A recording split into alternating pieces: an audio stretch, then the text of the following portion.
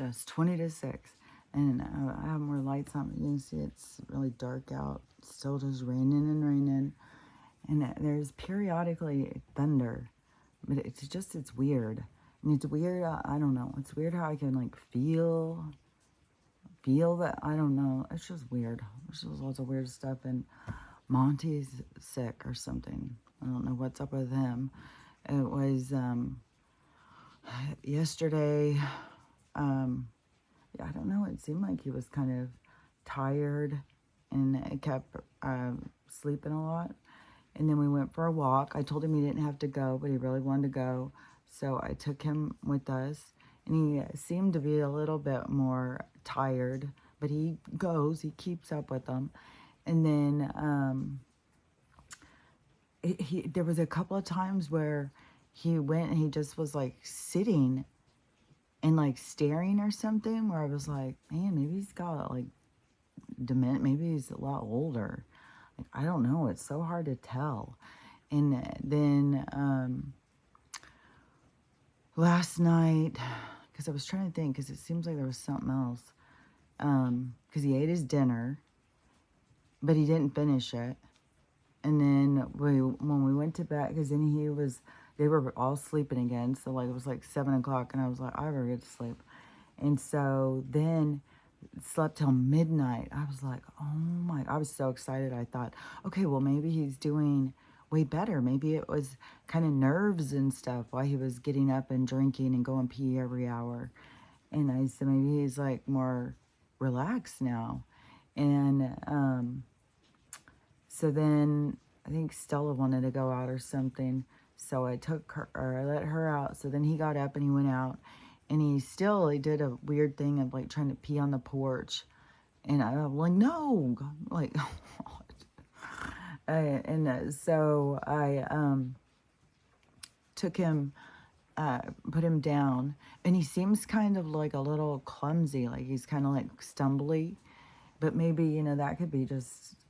And then also the rain, like with the arthritis, if he's older with the arthritis. But I've been giving him the glucosamine, but it takes a while to build up in your system.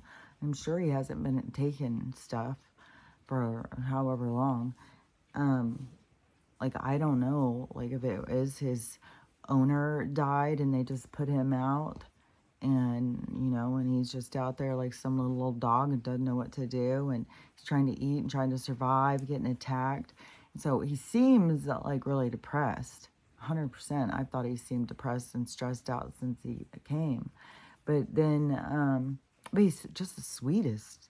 I mean, he barely makes a sound, and he barely takes up any space or anything. He's just like this little tiny thing that just lays over there and sleeps a lot. And so then we went back to bed, and then it's old freaking Maximilian, and he's a little trouble child, because he still has like some puppy in him. I don't know how old he is, but he's still very jumpy and gets real excited, throwing toys, like gets real excited. Stella was trying to play with him yesterday, but he was like, hell no, they always want me to play with them. He wants me to play with them, she wants me to play with them. I'm trying to get them to play with each other, but he's still really intimidated. And no, it's still a little like, I mean, she'll, when we go out walking, she'll grab the leash and start walking him. It was really so cute yesterday when we were out walking, because she's such a little mama duck over him or something. Like she's checking on him, seeing where they're at. And if Monty's got to go out, she'll jump up and go out and be watching, make sure nobody's going to mess with them. Like, she really acts like they're her little kids. Yesterday I was getting this whole thing while I was walking, remembering telling her, I'm going to get you some friends. I'm going to get you your own little pack and get you so you can be a little mama. And she takes it very serious. Like, and she's very on top of like training her children. And so anyways, Max is very submissive to her. So she does get that with him. And then also Morty, he would just go into a freeze. He just stop everything, just freeze. Play dead. He goes possum, and but so anyways, he went out, and then but at midnight. So when he came back in, and I don't know if Stella was still out or something. I think Stella was still out, and he was standing here, and I was waiting for her to finish. And then, oh, because she goes out and she'd walk. So, yeah, that's what it was. And it's pouring rain. And she goes out and walks the perimeter. She checks on things all the time. Like, she takes her job very serious about protecting us. And then, so there was a commotion behind me. So I turn around and Morty's puking. And so he did 2 big pukes. But then I was like, okay, well, this is around the same time Max came, and he got up and started puking in the middle of the night. And so I cleaned it. It smelled so sour too. It was like, but man, that stuff has been sitting in there hours, and it comes out just the same way as it looked going in. It's so crazy. It was like no digestion. So then I was kind of worried, like, oh, what if we got a blockage? What if a treat or something that I gave him, because maybe the treats are all too big, and I need to get some really tiny treats for him. And I mean, his teeth are so tiny. And then, and he's got this weird bite thing. And all the food, because I give him homemade food. So all the food is like soft rice and carrots and green beans and chicken and stuff. So it's all cooked, to like stew. And then, so kind of like making canned dog food, only it's healthy. And I clean up his puke. He just goes and lays back down. And so I clean that up, and we all go back to bed, because I'm thinking, okay, well, that's Max did that one night, and he just ate something funky. Maybe something's not setting right with them. And then plus, I know that they're fucking poisoning us all the fucking time. Like, I don't give a fuck what. I mean, Stella's got, like, I'm doing everything, and then when she starts getting more breakout of this stuff, and I know it's, like, in the water, the soil, like, man, and I know this fucking thing is coming, and then you hear some of these people, and they're just so, like, billions of people are going to be dead. It's like, god damn. Makes it seem like, do I want to go on? Do I want to be one of... It just is so defeating, and I just don't see it like that. I see so much excitement for our future.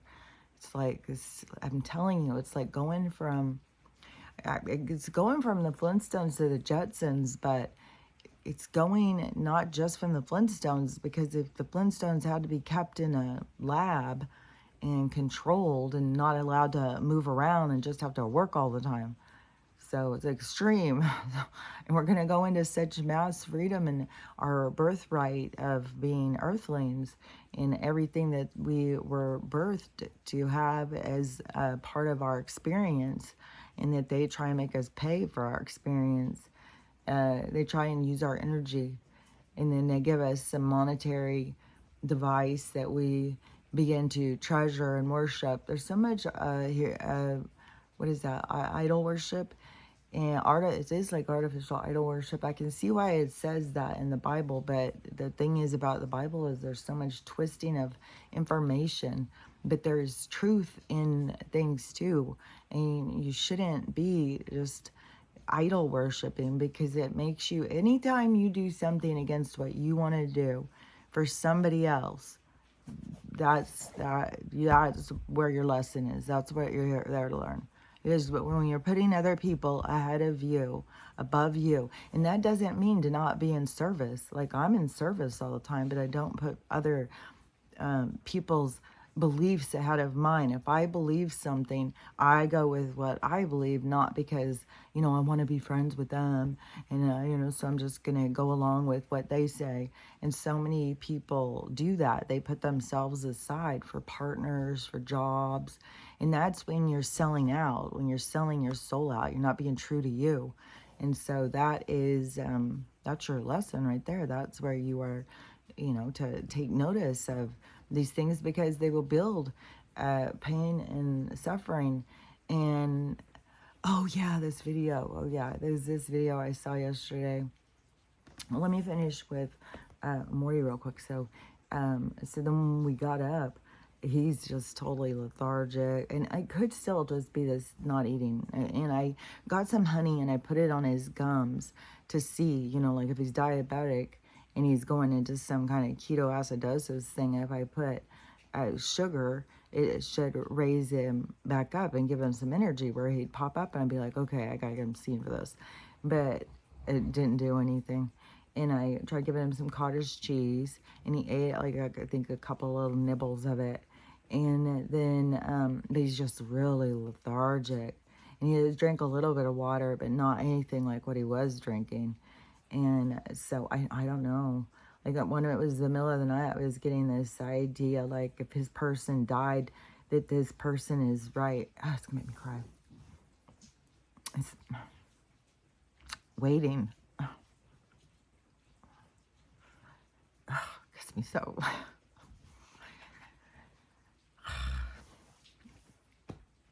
So, anyways, I don't know what is going on. I sent a video to the rescue one where I picked him up at, but I don't know who's like, who's in charge of the whole thing. There's so much with all the rescue, like more, man, I just learn more and more all the time. In Harris County, too, it's like, it's in Texas, and they are just mass slaughtering animals. It's sad what's going on, man.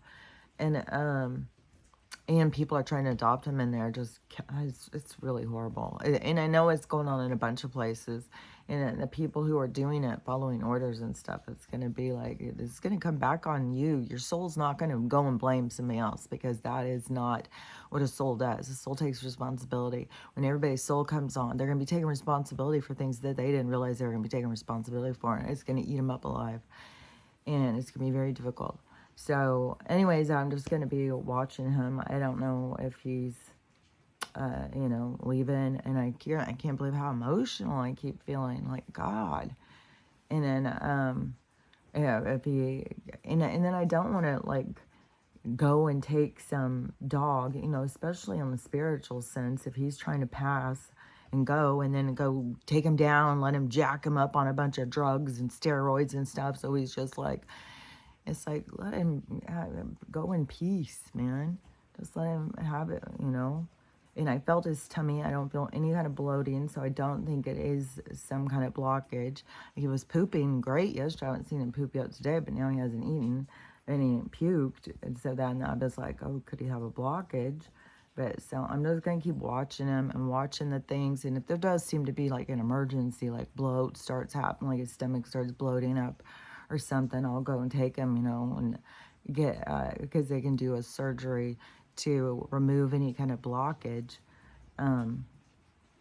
But he could just be older and just worn out. And, and I don't know how long he had to be on the street, but he definitely is depressed. He's just so depressed. He's so down. You can just tell. I'm telling you, like the way he just freezes. He goes possum all the time. And he's like a little character. He does, but it's like he's shut down a part of his personality, It's going to make me cry.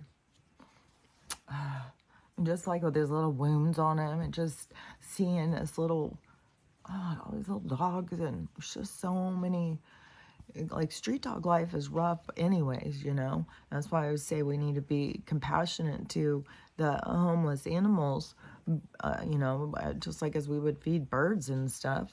It's like, come on, people.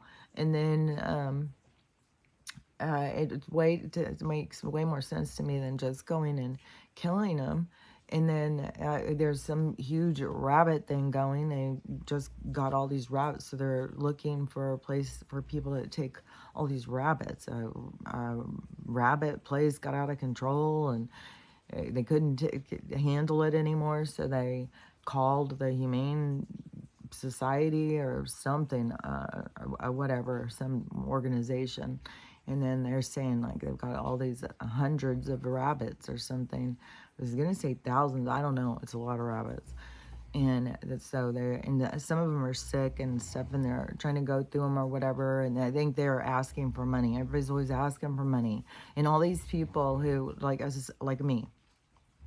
Like I go and I'm just, well, I got to save another one. Well, I got to save another one. Well, I got to get 3 more. Well, there's all these needs, and it's heartbreaking. I'm telling you, you look into these eyes and it just is like, eye to eye is like soul to soul. It's like, you just feel their pain, man. And and then I know, like like, this is hard to kind of explain, because it's like this side of technology that is kind of a downside, but it's where you got to use it to your benefit too, to your learning. Like, why am I seeing this? What am I supposed to be learning from this? Because when something comes to you, like these people who are working at the shelters and these different situations and stuff, and these people finding boxes of dogs, like so many people are just running across dogs out in the roads and stuff. And just like that one over here where I had ran into him while I was out walking, and I tried to, but it was way too scared of us, and it kept running. And I had seen him another time, and he seemed like he had a hurt leg.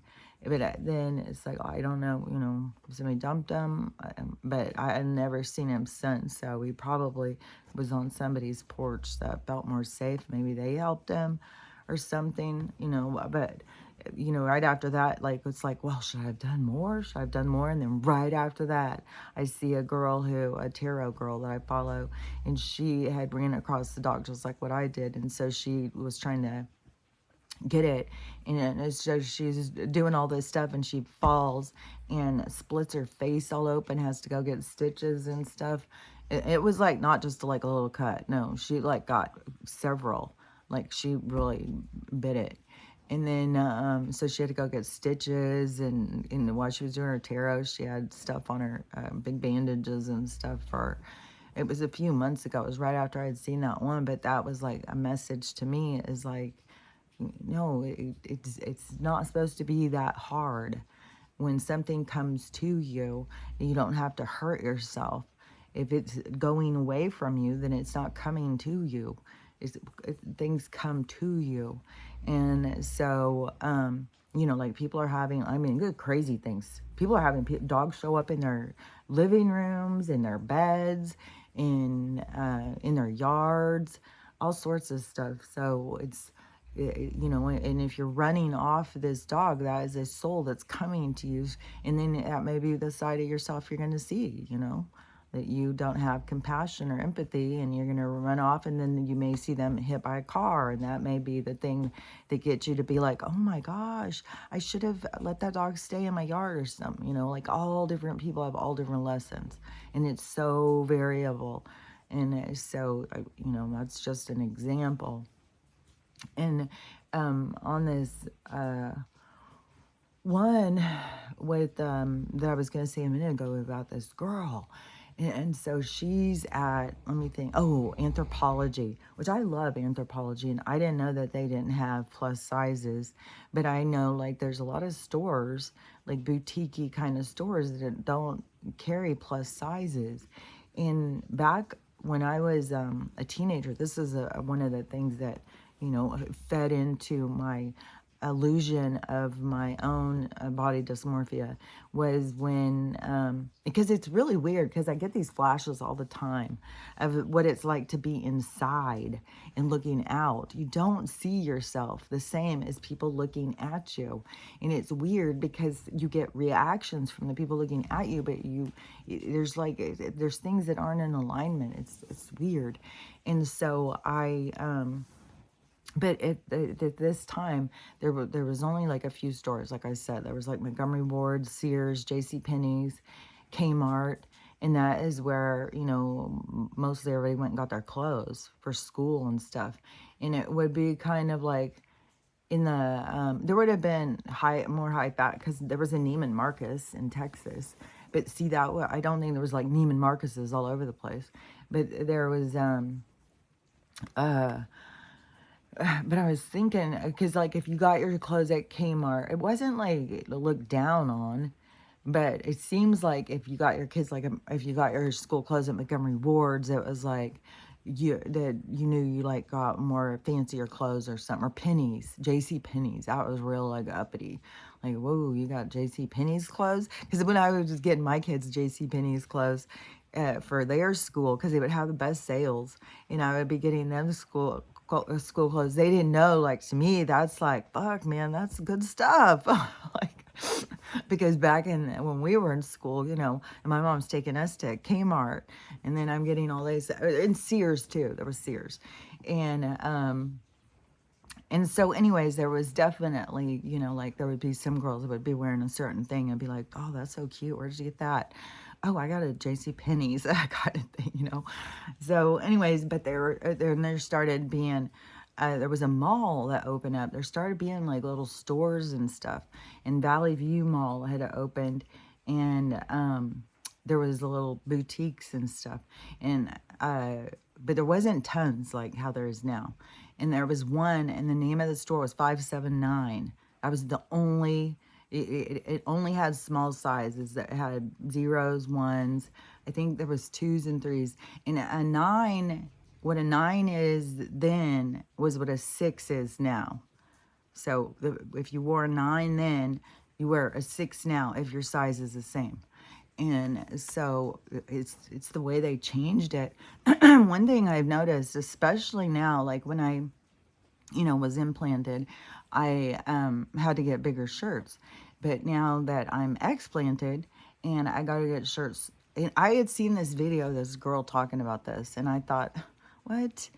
And I thought, is she just trying to be all like, oh, look at, I'm so small, like small's not big enough. And, I was like, and she's getting up on something, trying to show her body. But now I get it. Now I get it. Now I get like why she was showing it and stuff too, to show like, look, I'm not like some little tiny, I mean, she's small, but she wasn't, the same way as like I look at myself, like, okay, well, I'm small, but I'm not like, I mean, like I'm not just like total bones or something. I'm not like, I don't know. And then when you go to the store and you put on smalls and they're too big, it's like, what the fuck? Like, you have to go and buy like kid clothes. Like, I'm seriously, I did go look on the kids rack the other day at the thrift store. I was like, this is weird. And so I was totally getting it. And I don't know, they are trying to just, the same way as like make our plates bigger so we eat more. It's like in this mind thing, you got to go smaller on the plate. That's what I do. Go smaller, and it does the same thing. It makes you feel like you've eaten more. And so, but I don't know, but it's weird. So if they keep making the clothes bigger, they just want us to all just get bigger and bigger and bigger.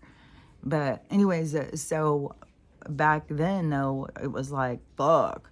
It was pressure. Like if you were going to grow out of a 9, you couldn't go to the store.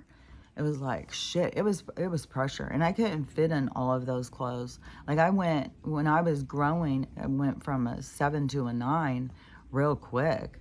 And so then it was like, fuck, am I going to grow out of a 9? It was like stressful. And because that was like large, that was like the largest.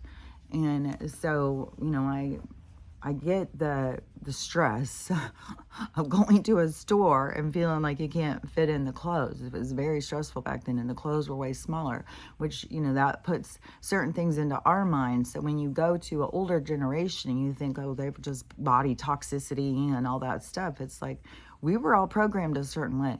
I mean, everybody's got to accept their programming and quit dividing on it. And so, yeah, I look at it much different than kids nowadays look at it. And so this girl, and she was kind of pear-shaped. And this is a thing, too, is where people think like, oh, well, this is my size. No, your size is your frame. That is your size. So when people keep saying, well, I'm too fat, or I'm too this, or I'm too that, your frame, like you can have, like, just like if you take all the different cars, the different makes and models and different frames, is you can have larger bones and a broader kind of frame, or you can have, it's all goes in all different setups, but your frame is your size.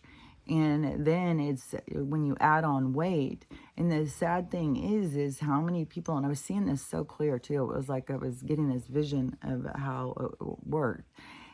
So the people, the soul is trying to lessen like I was talking about yesterday, how we're putting out this energy, And it could also be like as you lose weight or whatever, that is a part of why you start feeling things more, because your senses and stuff are more out there. But there's something about this when you are feeling stressed out and about this protective barrier of putting on weight, and people feel this insulation from the other energy that is coming at them and protecting them. So it protects them. It's like a cushion around their energy that makes them feel more safe, more protected, not so open and raw.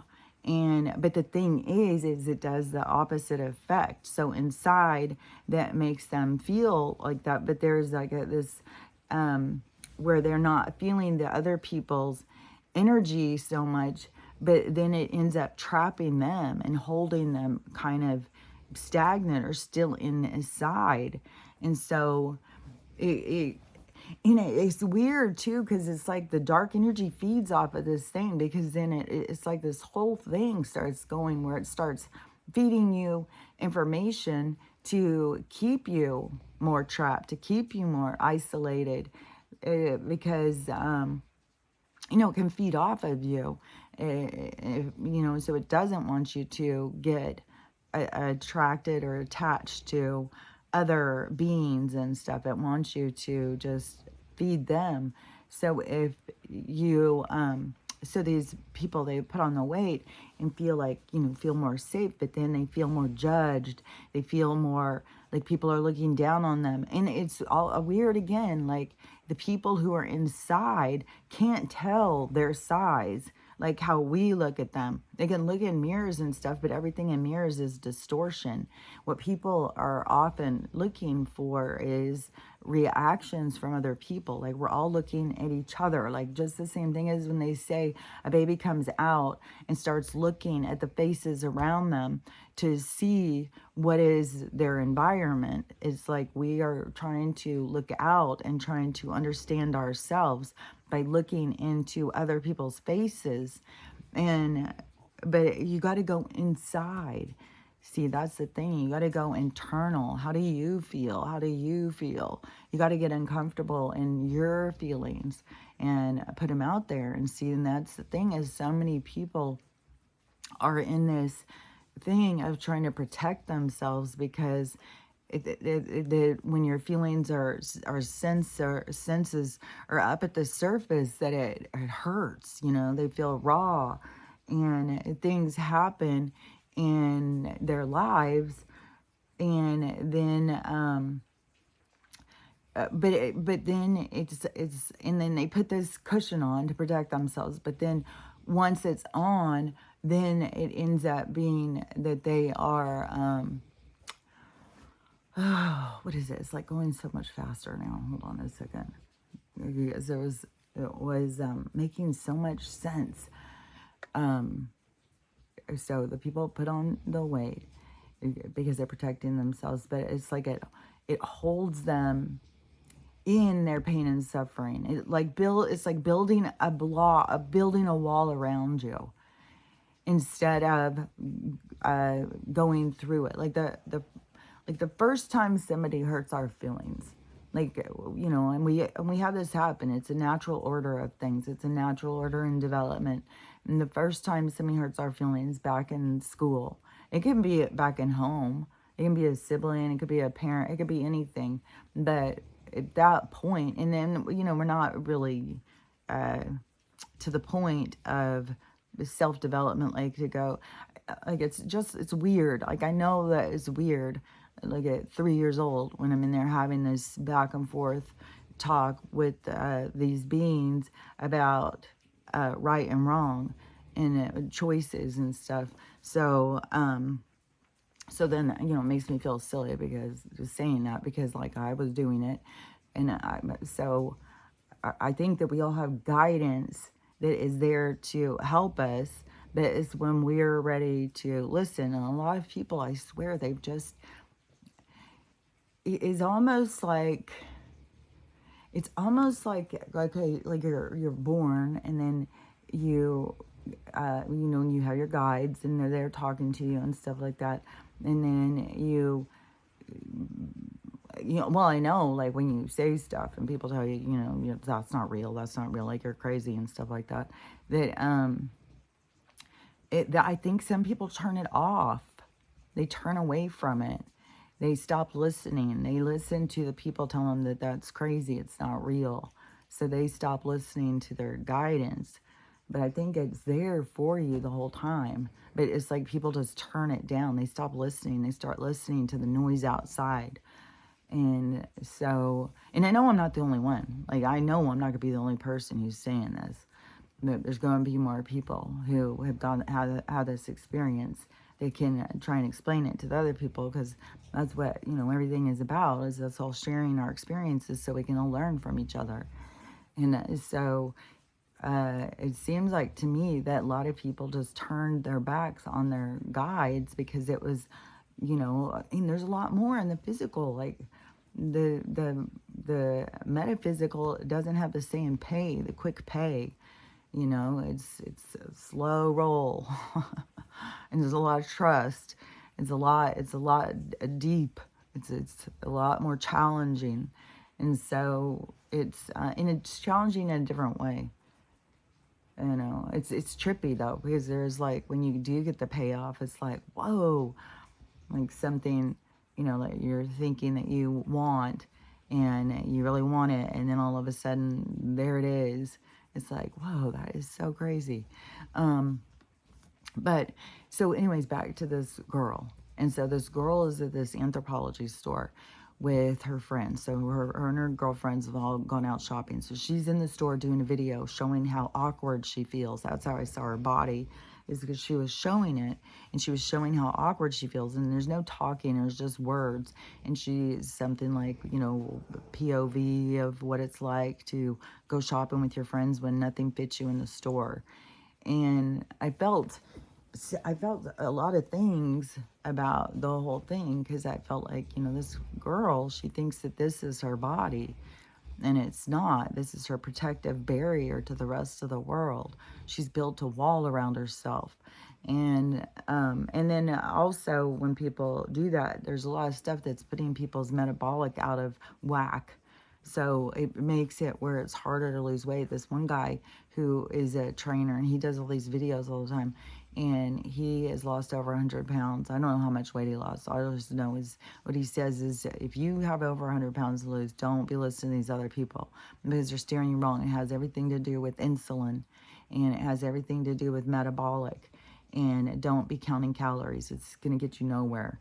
And in this whole thing about exercise, as my daughter goes to the gym all the time and is in there for like hours, an hour and a half or 2 hours or something. There's so many people that go to the gym all the time. And I don't think that going to the gym is the thing. I swear. Because I feel like when I was going to the gym, I feel like I'm in better shape being here at home and just using my weights and doing it throughout the day and not kicking my ass for an hour and a half or 2 hours. I think that is like, put your body into some kind of state of needing to recover. I think it's not the way that we should be doing things. That's like a crunch. Hurry, take care of yourself after you've worked yourself to death all day. And it's more pressure. There's a lot of things. And going into this new way that we're going, it's going to not be pressure like this. It's going to be a lot more in the flow. And when you look at the flow and stuff, like from my experience, it's like, just do little bits throughout the day. And it keeps the motor going. It's like stoking the fire all day. And then everybody's got to figure out their own eating routine and stuff, like what works for you and what doesn't work for you. I mean, there's some people that just gain a lot of weight by eating certain things. Like, I can eat a lot of fried food, but like, I don't eat meat. And so it's like my body needs the oils, I think. And when they had me labeled as a hyperlipidemia, and they put me on some of that meds for a while, a long while ago. And then when I went off of those, it was like, no, I don't even remember why it was, because it was a long time ago. I think it was back when I was on the antidepressants for the first time. And I was like, no, I'm just going to do this because I knew I didn't eat bad. I mean, I've been vegetarian almost my entire life. And so I knew I didn't eat bad. I knew like I ate pretty healthy and I eat a lot of vegetables and stuff. And so, anyways, I just decided to do it my own self. And then once it started being, then they kept saying, "Well, your cholesterol's high," but both my HDL and my LDL. So mine is high for good fats, and that is what I think. It's kind of like if you think of us as being machines, we need to be oiled. We need this oil to run us. I think we're a lot more. I don't know. They just have us all believing in this flesh and blood concept. It's like, you take a one of these little spaceships out of the sky, and then you hold it trapped and wipe its memory, and then you tell it what it is, and then it starts believing it. It's like, I don't know. It doesn't. I think our bodies are so different. I think it's our vehicle to get around, and I think we're going to start using it more as a vehicle, and people are going to start seeing more about the abuse that they reveal in their vehicle is how they feel about themselves on the inside. And that's why you want to bring what's inside up to the surface so you can get it outside of you. You want to keep compacting it in there and overloading the vehicle because you feel bad about yourself and you think nobody's going to notice. Well, all these different girls, when I see these different girls who are overweight and stuff, they always have a sadness. I bet you there's so many girls like this. This was a picture, and I don't know if they were just trying to be rude because all these groups just trying to be so rude back and forth. But this was a picture of like 6 or 8 different liberal ladies, and I don't know if it was their mug shots or what it was, and it was saying something about the mental health of, I don't know, certain groups of people or something. But when you looked at the pictures, it was like, yeah, you cannot help but see like these women are in pain. These women have been gone through some shit. Like people show, like when people are not looking good, it's because they're showing what's on the inside. And we're seeing so much of that right now because you can't hide it anymore. It's all coming to the surface. And you have to be able to go through it. You have to be able to release it and stuff. And like that girl thinking that that's her body. No, that's your body when you're carrying around like 100 extra pounds that you don't need. Then yeah, it's going to be very awkward, very uncomfortable. And you can just it's like this because you can't just tell, you can't really get people to understand like with domestic all this self-hating that we do and how it plays out in this world that created for victim mentality. And so it's hard to get people to see the side of empowerment, the side that gives you strength, and that is taking responsibility for yourself, taking claim to yourself. And so when you have like it can be a domestic situation, a living situation, or it can be you know closer to home where you're just abusing yourself and just putting on lots of weight and stuff. Then it's the first thing I would think before you just go and go, well, I'm just going to lose weight. Because to me, that's like starting at at the backward place. It's like trying to build a house from the roof down. And I would say what you need to do is focus on your pain. Focus on and when you don't know where to start, go back to your family trauma. Like everybody's got family trauma. Everybody's got shit that happened when they were a kid and it was totally out of your control. And you know that you sat there thinking, if I could just get out of here, Huckleberry Finn in this world. And then the world was such a big, scary place. But there was, we all had times that we wanted to just escape. Just get me out of this place. This is crazy. What am I doing here with these people? And so our traumas started when we were young. Again, man, and there's so much like going right now. Fuck. God damn, there's so much crazy shit. Like, fuck. Like, it's bad right now, too, with the stuff of people going and taking their kids to be babysat or school. It's like, we're not meant to do that. There would not be all these things happening.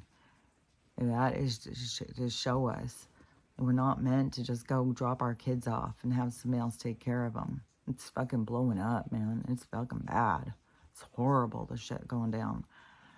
So that is so fucking tragic. But that is like the part of us where we have to go, like, you know, we're just doing everything backwards. We got to start fucking going at it the right way. And so when you want to make changes in your life, you got to go in and see where's the places where you hate yourself. You know, what is it? Why have you held yourself back? There's some reason you feel like other people are better than you. You feel like other people deserve what you don't deserve. So it's you who has to go and try and figure it out. Like, why do I feel so rotten about myself? When you go into that and you start trying to figure it out, like why you feel you don't deserve this or don't deserve that or whatever, then my leg's going to sleep. I'm just turned funky. Still, it's right here. I don't know. I feel like I'm living in a fucking puppy pen or something. So, but I don't want Morty to die.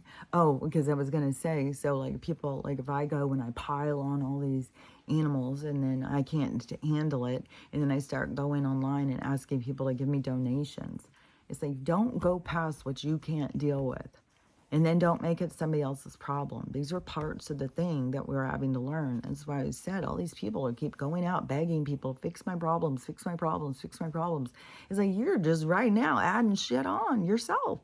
And then saying someone fix it. Like, I'll tell you how to fix it. Go in and start asking yourself, why am I doing this? What is my motivation? What am I trying to accomplish here?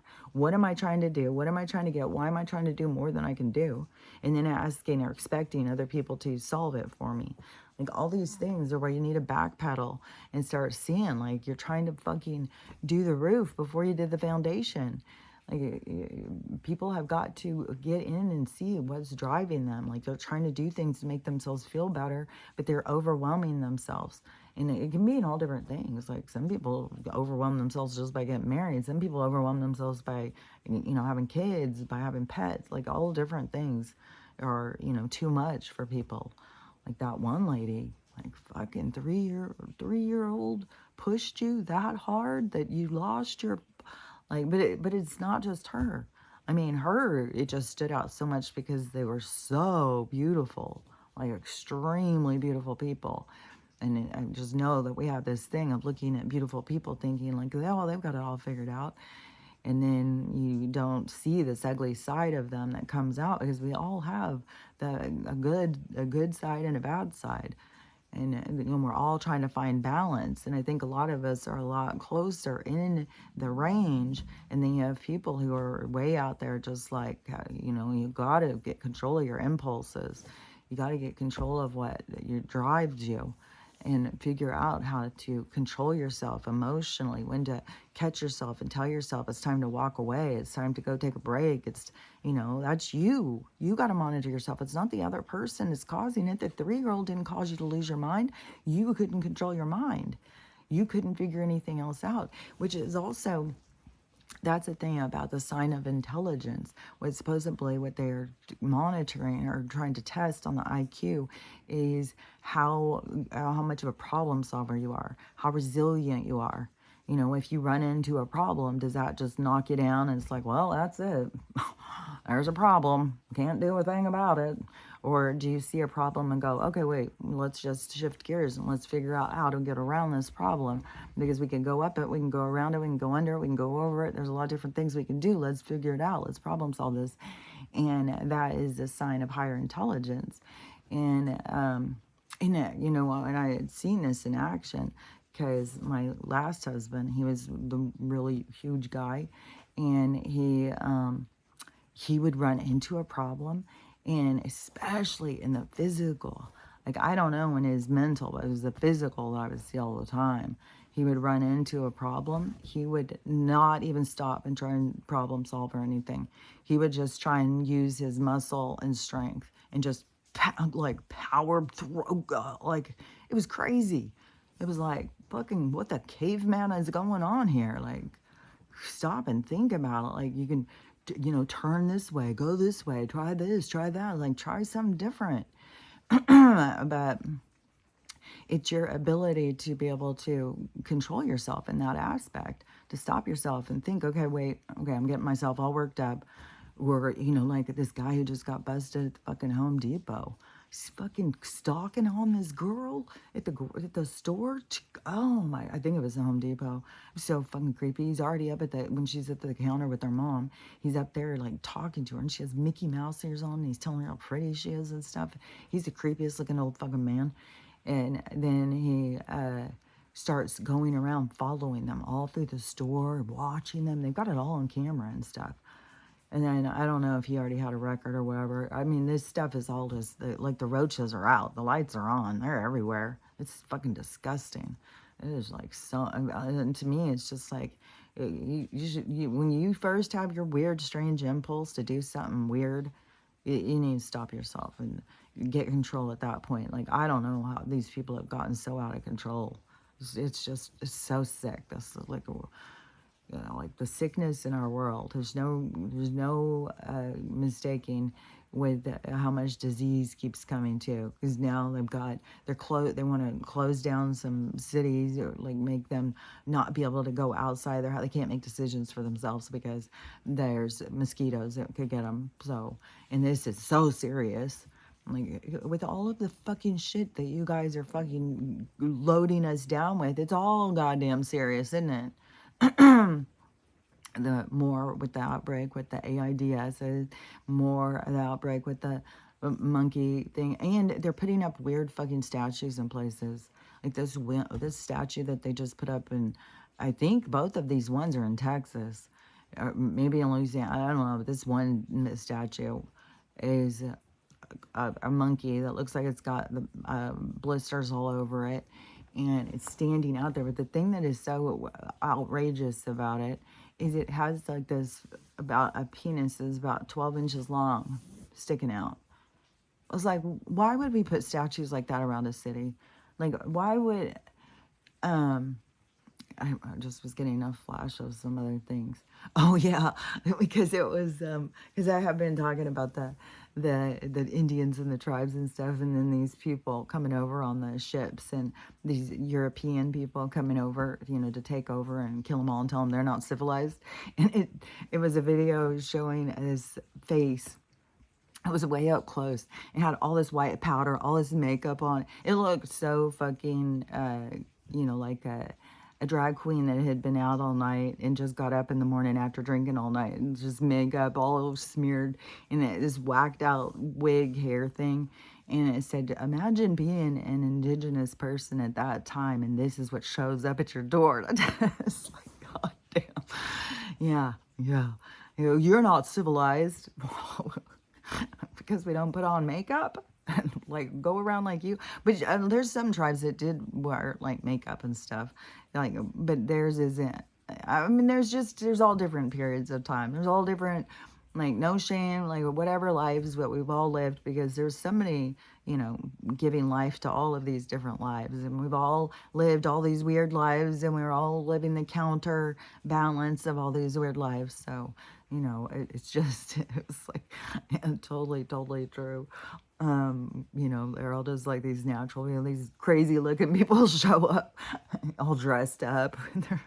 I don't know, it really gives you this very, I don't know, you could really do a funny musical on that, I think. So anyways, but so when the girls like are wanting to make changes, and because they've got to get it out of their head that this is what they look like. No, this is what you look like when you aren't doing well. This is what you look like when you don't feel good about yourself. It's not, you have a body frame, and you have natural hair, you have a natural feet, you have all the natural part of you that was there to is a part of the creation of who you were. But it was that you were the one who decided it wasn't good enough because you started comparing yourself to all these other people, which, what's really strange is that we start comparing ourselves to people who are going and getting all this surgery done. And I can't believe how many people want to just keep going and getting the surgery. What in the world? Does everybody think that that's the best way? Is everybody to look the same? Like, people need to watch more Twilight Zone. Like, that is so weird. It's like, man, they should have kept Twilight Zone on forever. That should have been like something that, like, a part of our learning. Watch Twilight Zone. It's like you will learn things. So, yeah. But I don't understand, like, all these people wanting to line up and all look the exact same. It's like, yeah, it feels kind of uncomfortable to look different than other people, but as long as everybody's going to keep looking, all trying to look the same, you're always going to look different unless you're jumping on board with the rest of them and all want to look like this fucking anime character. And then it starts going to be competitive. Well, I had less work done and I look more like her. And it's like, why do we all want to look like her? Like, ask yourself the questions. Why am I doing this? What am I doing? What am I doing this for? What is the point of it? Is this going to make my life better? Is it going to make my life worse? Is it going to make it more complicated? Oh yeah, and more stuff with the Christina Aguilera thing. And I don't know, like, that's even really her. Whenever they do these surgeries and stuff, it's always like, was this just a swap out? But I don't understand the point of this woman who other people already considered so beautiful, even if she doesn't like herself, to feel like she needs to go change herself and become something different. And so anyways, but this is all a part of all of these processes going on. But when you get to this point, when you do want to make these changes and you want to not just go in and get surgeries, like all these people with all these retinols and all this is the retinols. This is because I had talked to, like, my the nurse practitioner I was seeing way back. It was like 20 years ago. It was back when I was a nurse, and back when people started doing that, like, when, I don't know, probably like when I was in my mid 40s, and started becoming more about, like, well, I'm getting wrinkles and stuff. And so I had talked to her about the retinol stuff because there was already people using it. And I had said, and you could get it real easy in a prescription. And I had said, about getting it. And she said, yeah, I'll give you a prescription, but you need to know that if you start using it, you have to use it for the rest of your life.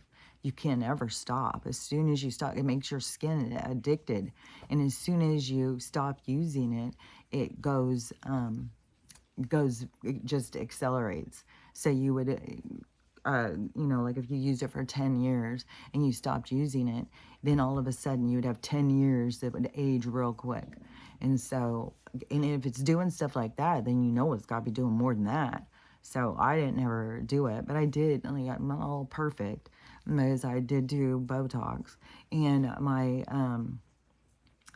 my thing seems to be, like, so much small. It seems like it's gotten so much better. My eyes have cleared up so much, even though I know, I can tell there's still puffiness and there's still sponginess, like, in my eyes, especially when I try and go up close and stuff. It's still got some issues, but oh my God, I cannot believe the improvement of my eyes, especially if you've been on this journey with me for about, like, and like, I was really thinking I may go blind.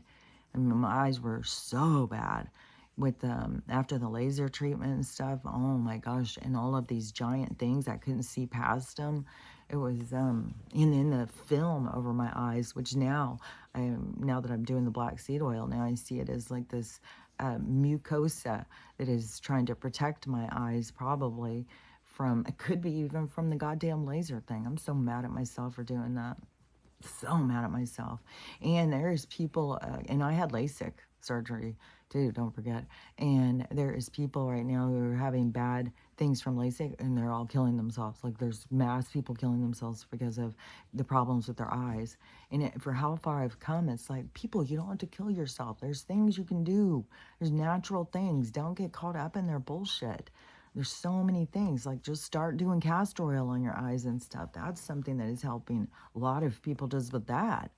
So, but when you are deciding to make all these changes, you can't go to them. They're not going to tell you what to do and how to do it. Like, you have to find a really holistic, naturopathic medical person to even give you any kind of direction in those kinds of and then but you can find people online and stuff, all these holistic like foragers and stuff. Man, they know a lot of shit. The herbalists and stuff, like, they know a lot of stuff about what to use, for this, for that, what clears this up, what clears that up. You just got to get on those algorithms, and it's just all this information is out there. And there's books. There's a book that they keep trying to be hidden. They're making a big drama about this book. And I think that is, is a whole part of this, just drawing our attention and getting us to see. And there's so much of that going on. Like, you got to be able to see how much fucking drama about everything, just trying to keep our attention, keep our attention, keep our attention.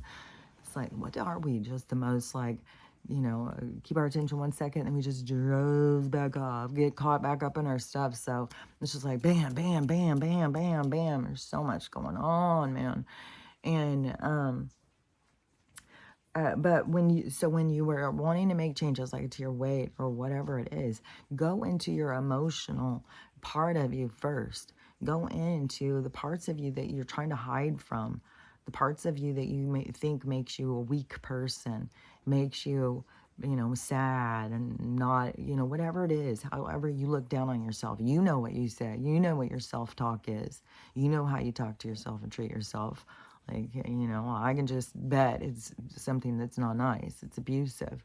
And so go into that self-talk and try and see, like, and go in and start trying to heal it, trying to change it.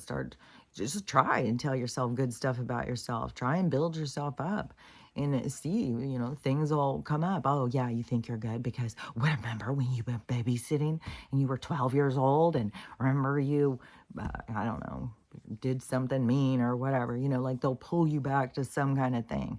And then when you get pulled back, say you get pulled back to some kind of thing where it's like, fuck, like, I'm not a nice person. I'm a horrible person. I did this thing and I was 10 years old. I was so horrible.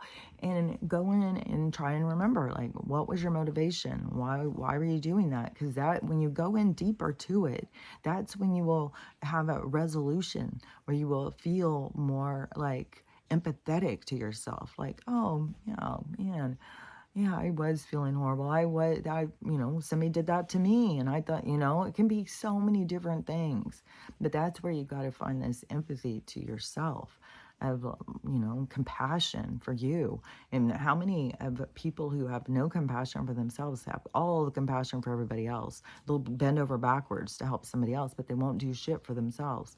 And this is why you got to and I'm telling you, a lot of women who have weight problems have certain characteristics, certain, very much give, and not getting back what they're putting out.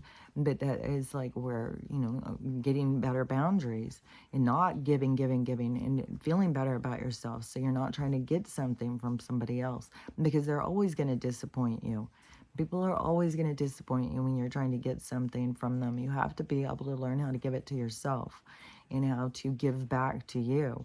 And you can do it through, what was that video? Because I saw this video of this woman. There's so many videos of so many things, like all these people talking about all these different things. So many people breaking up, and there has been so many breakups through all this stuff through 2020. But it's like right now there's like some really toxic relationships, really toxic, breaking up. So I don't know if they just held on through those. I don't know if they got together during this time or what. But whatever it was this woman was saying, I just remember the response that I had told her is just focus on you, going out and figuring out what you like to do. What are the things that you want from life? And it seems like it was something like her husband, or maybe she got mad at her husband, and then her husband turned on her and got the whole family to turn on her or something. And left her, and I don't know, it was the whole thing, but she felt very alone and isolated, and nobody was there for her. And I was like, that can work to your benefit. Then you don't have, and she's like, I'm really trying to heal, and then I just totally get abandoned and stuff. It's like, yeah, I can feel like that, and you got to work through the abandonment issues surrounding it. But it can be so beneficial to be able to be able to heal without other people trying to influence you, without other people telling you what you need to do, what you don't need to do. Even though when the people do step in and start telling you what you do need to do and what you don't need to do and how to do it and when to do it and all that stuff, that's you learning your own boundaries. Because the whole time the whole time, like, I've had people telling me, like, what to do. You shouldn't be doing this, you should be doing that, you shouldn't be doing this, you should be doing that. Like, I have that all the time. And I'm doing things that people think are very strange, like doing this.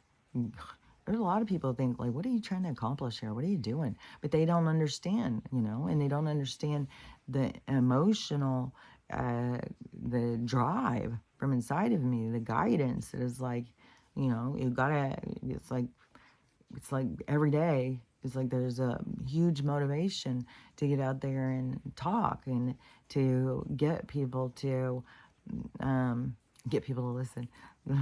I've got a lot of blockages to that. Like, they just take, it's so crazy when I see the stuff like that YouTube does. Like, it's like, God damn, these people who run these things are so shady. But the other people, it seems like, well, you're just going and talking a bunch of nonsense. It's like, but you guys don't understand what's happening, like what's going on. And I do, so I have to go out and talk about it. I can't just, like, that would be so weird for me to understand what's going on and just sit over here in my own little world and never talk about it. It's like, there's a reason why I understand what's going on, and so I'm supposed to talk about it. And I would have so much pressure. Like, I just told you, even when I was like, before, when I was going back and forth, because this was very hard for me to do. I'm very much a one-on-one person, and not at all like a public. And so when, and I had tried, like in 2018, I had my whole thing set up, and I went and I started recording. I think I did 4 recordings or something, but I didn't post them. I didn't know how to do that yet. But I just, I couldn't stand it. I couldn't stand, I just felt so weird, felt so awkward. I felt like I looked so weird. Felt like everything, I don't know, I just picked it apart and picked it apart. And then I was like, okay, I'll just write it. I'll write a book. And I got a typewriter, and I was like, I'm just going to write a book. And then, because this pressure was all the time. And I already had all these journals and stuff. I'd already been documenting what I had been going throughout the awakening and stuff. And then it was I think I had done a couple of videos. No, I don't think maybe, I don't remember if I had done 1 or 2, maybe, but I hadn't posted them. So maybe I was trying to like set up and see, like, okay, well, if I set it here and did this, and I didn't have one of these things then, I was just trying to set my phone. And it was very hard, and my lighting was horrible. So, and I'd already had listened to that Mata Hari before, and listening to her, I knew like the sound can be really jacked up. So I always tried to stay up close because of the sound thing. But because she would be sitting back further, like when I initially had started, but you couldn't hear her at all. Like, man. And then so I didn't ever go and like listen to her and stuff all the time, because you couldn't hear her anyways. But she was back when I was first into the awakening thing, and finding the spiritual stuff online. But then oh yeah, so then I was in bed, and like I said, it's just anytime I'm talking to him or whatever in the conversation. So I'm sure there was a lot of pressure about recording, and then they turned my lights on, and so then I was like, okay, And I got up and I came out and I started doing it. It was very awkward, like for sure in the beginning, but then it gets more and more comfortable. You get more and more comfortable because it becomes just like so routine. And then plus, I start talking to different people. And then so when I'm doing this, I feel like I'm talking to you guys. So it does feel a little bit more one-on-one. And then like I don't go into it in my mind like, oh, it's all public. Because right now it's very, you know, insulated. And but there's going to be a impactful moment that's going to come up, and it's going to show us all, you know, what it is we've been working on, what was the positive things and what was the negative things. Like we're going to get this view of ourselves. Oh yeah, and there's some, spiritual prophet people out there, like in there, like it is gone through a lot of periods of like breakdown, and it's going to keep continuing having all of this breakdown. And to me, where there's breakdowns is where there's a lot of congestion, where there's a lot of idolization, there's a lot of people who are focused on what this person's doing or saying or something. And so I don't even know, because I don't know all these people's faces or names. I know one of the people's faces is the lady who I don't ever watch her. She's so strange to me because it's too like I don't know, when people get too costumey or something. So she wears like a shroud like Mary or something, and then she holds a candle, I think, something. And then she's always talking to God himself. Like all these people who start saying they're talking to God. They're talking to God. It's like, you guys, talking to your higher self, probably. But, you're a God, but, that's your business. And the, so she, so whatever is going on, I know she's the one, one of them is the one that was saying that the Serena, those sisters, the tennis girls, were men, because there's a lot of that stuff being brought up. And, with her saying, like, I don't even know, there's just some huge drama going on in this spiritual community again, with different people saying this and that, and it's kind of like people seeing like this dark side, this negative side. And I saw this one lady saying, I told you guys that not everybody who's out there is getting their information from God. It's like, no, a lot of people are getting their shit from dark entities, dark messengers. It's not,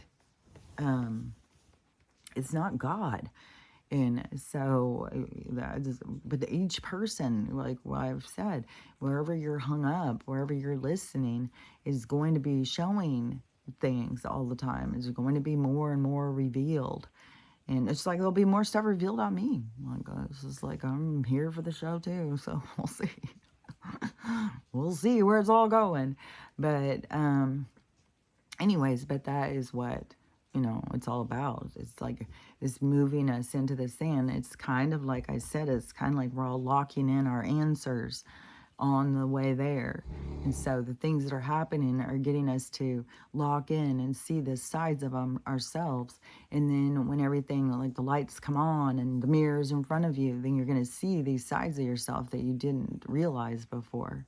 And so it's going to be really hard on a lot of people, because people live in this delusion, especially right now. They've got so many people under this illusion that they're on the right side when they're very much on the wrong side. And it's very hard, it's difficult to watch, because you think like, how are you not seeing it?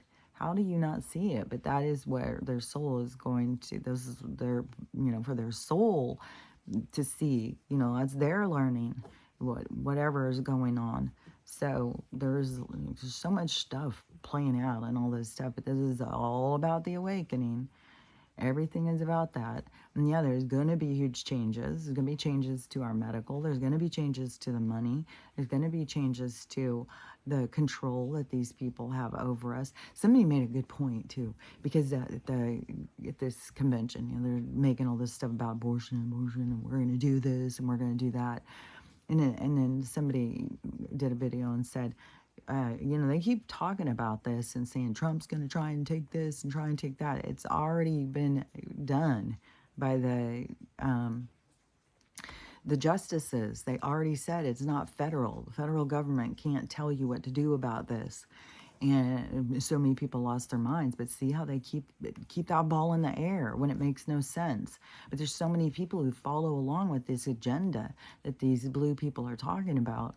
So much bullshit, and they follow along with it, but they don't stop and think it through. They don't stop and look at it. But see, these are the things that they're going to see of themselves when it gets to that point. And they're going to be like, oh, but that is where we're going to go through this healing, where the world is going to become such a much better place. But it's only going to be the people who, can face themselves, who can heal, who can move through this, glide through all of this trauma. And you don't have to glide through it all. Like, it's hard. Like, you're going to bumper, you're going to fall, you're going to have some trauma.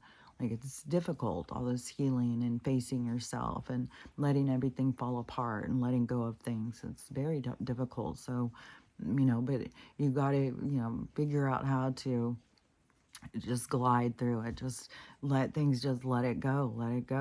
Not get too caught up, as that is the things that hold you back. Getting caught up in what other people think and what other people want you to do. And it's all you. You are the one leading you. Like, you can't get somebody, who doesn't want to, who wants to drink, to stop drinking for you. It's always going to be a toxic thing. And with any of these different things, like, you cannot force somebody to stop eating. You're only going to make them feel worse about themselves and make them put on weight, because they're going to have to go and protect themselves more, especially if you're somebody who they felt they could trust. And there's a lot of, because who is this? This is a famous person. Oh, because this is a case right now. A football player and his 6-year-old. He thought his 6-year-old or 5-year-old was too fat. So he would make her do extreme exercising or something, do all these sit-ups and stuff, and she died. And so now they're, focused on him. It's like, I don't know, there's just so much, there's just so much. Like, every little thing, there's so many levels to everything that is going on. And it's here for our entertainment. It's not very entertaining though. But it's education. And so all of these different traumas, all the stuff that's going on around us, we can learn from it. We don't have to get caught up in it, like, and what I was going to say, about all the dogs and stuff like that, because there's so many dogs I see all day long. And it's, but there's people in the physical. It's different when that's why I said, when they're using technology to spread certain things. Hear that bell? That's Bert or Tommy.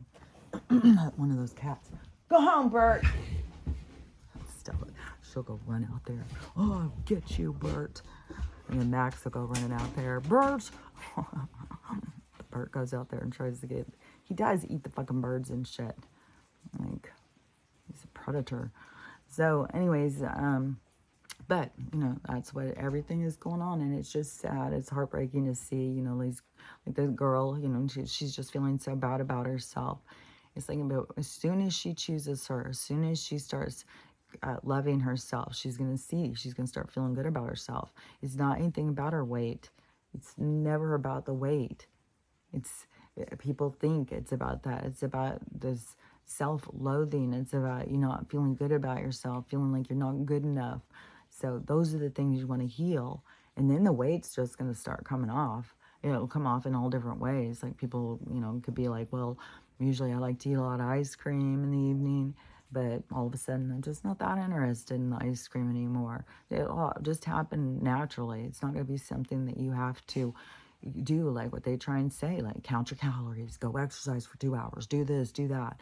All that stuff is just to keep you more defeated, keep you on high cortisol. And that's going to, all these, when they keep this stuff going and going and going, it's like keeping your dominoes, like, because you're a domino thing, and it's causing all this stuff. It's going to things are going to wear out, things are going to scatter, things are going to get messed up. And that's how they keep putting us into these metabolic dysfunctions, where they've got all these people like having all these issues.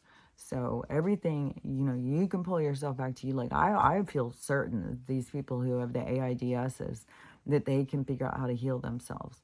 Everything, I feel like everything it can heal yourself. Even this one guy who they're saying who's got the the triple E, from the, not that thing, from the mosquito thing.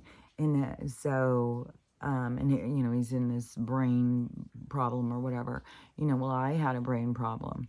And they even told me, like, whatever's not healed in 2 years, that's just the way you're going to have to live forever. And I would just kept going and going and going. And I see improvements all the time. Like, I can remember numbers a lot of times now. There's lots of things where I'm seeing, I don't know that I could go work and go out and, do some shit that somebody wanted, like I would probably get fired because I would not be doing what they wanted. But we're not meant to live like that anyway. So I'm not going to fucking be all hard on myself about it. It's like, whatever. I believe we're meant to live a lot more free. We're meant to live a lot more in peace and just living how we want to live and spending time with our kids, not fucking giving them to the government.